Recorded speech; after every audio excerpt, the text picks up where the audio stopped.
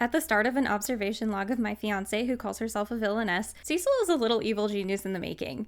He's very calculating, operating on logic, and lacking in emotions. Even at 10, he's perfect at everything he tries and the smartest person in the room. So when he can't figure out why Bertia is going on about otome games, he becomes curious. Luckily, that leads him to discover that the details of the future as seen from her past life are real. His enjoyment of her is very exciting, and I love seeing the isekai villainess from his point of view as someone from that world. Bertia loves his character from the game so much that she's willing to become the villainess just so that he can have his happily ever after. This makes her outwardly reluctant to fight for their engagement, but she brings so much intrigue to his otherwise predictable life that he feels drawn to her.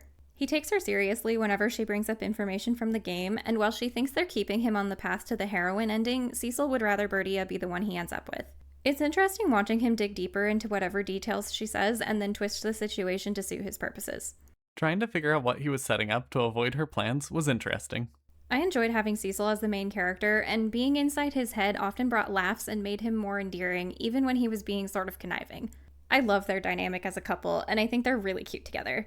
Even though she can be a little off the rails and he's trying to control everything behind the scenes, they still care for each other in their own way. And Bertia is helpless in the face of his machinations, and every time you see him smirk, you know things are about to get good. He was such a well-written, smart character, and the show did a good job setting up his plans without giving it all away. But she elicits emotions in Cecil that he's never experienced, so it's cute to watch him try to interpret fledgling love and worry. After he realized he cares for her, watching him try to figure out whether she actually likes him or cares more about the game's true ending was bittersweet. He's trying so hard to make her think of him romantically, yet she's so dead set that the events have to follow the game's story. And when he does finally meet the heroine, he wants nothing to do with her. It doesn't help that she also remembers the game from her previous life, so her advances on Cecil come off as overly aggressive. She acts so entitled and morphs herself into the villainess in her attempts to steal him for herself, so he's completely turned off by her.